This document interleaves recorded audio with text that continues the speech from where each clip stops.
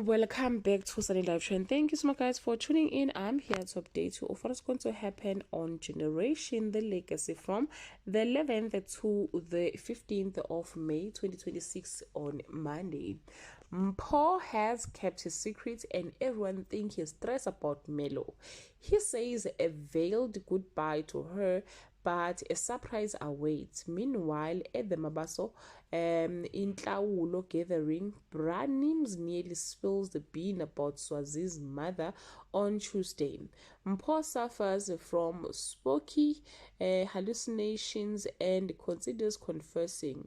Jack celebrates their successful Intlawulo and proposes to Fikile, but Swazi throws a spanner in the work. Nonhle cancels the book contract amid worries about Ayanda on Wednesday.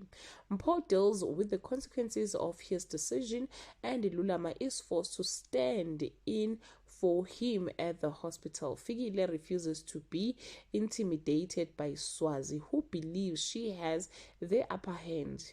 Mzimkhulu's frustration boils over. Sam offers Sebe support. Tau and Nonhle stage an intervention, but it doesn't go as expected on Thursday. Ululu takes a stand against Moachi's tyranny.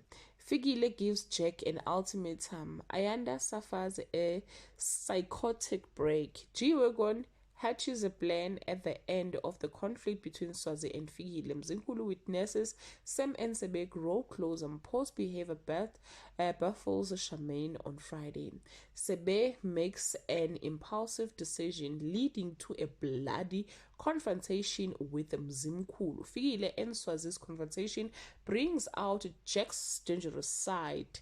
Mpho, on temporarily reprieve, makes a harsh lifelong choice for both himself and Melo. Moachi and Kia learns that being a Moroka isn't shielded to consequences. Well, guys, that's all I have for today. You can leave your comment below and share your opinion. Bye.